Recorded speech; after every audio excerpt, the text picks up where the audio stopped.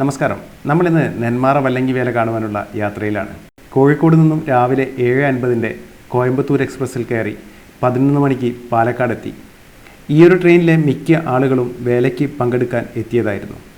നമ്മൾ സ്റ്റേഷനിൽ നിന്ന് പുറത്തേക്കിറങ്ങി പാലക്കാട് റെയിൽവേ സ്റ്റേഷനിൽ നിന്നും സ്റ്റേഡിയം ബസ് സ്റ്റാൻഡിലേക്കുള്ള ബസ് കയറി.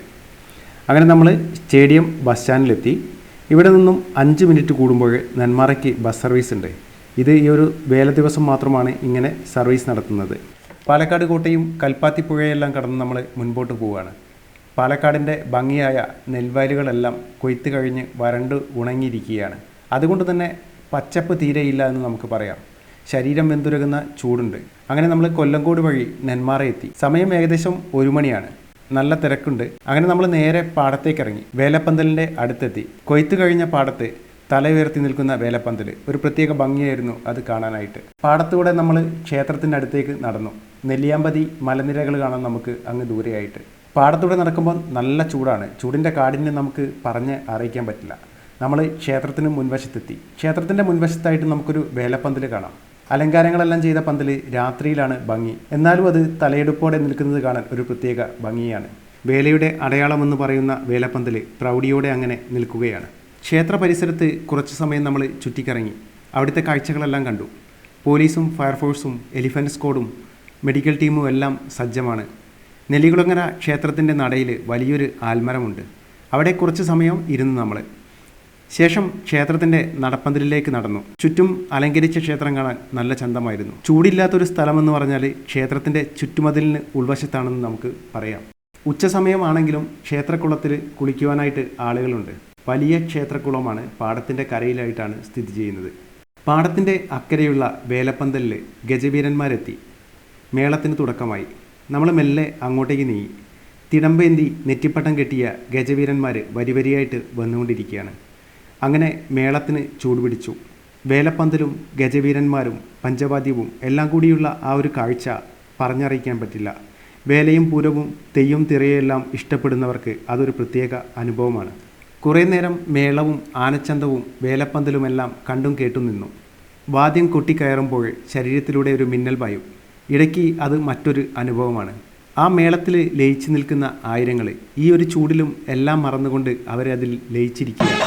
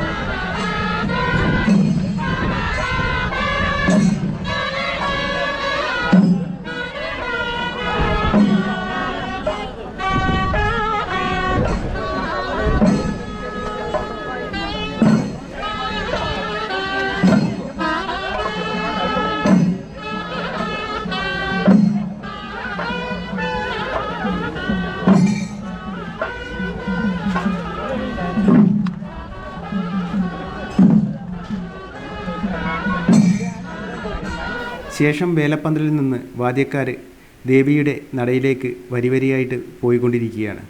പുറകെ ഗജവീരന്മാരുമുണ്ട്. ക്ഷേത്രം വലം വെച്ച് നടപ്പന്തലിൽ വാദ്യഘോഷങ്ങളോടെ വലം വയ്ക്കുന്നു.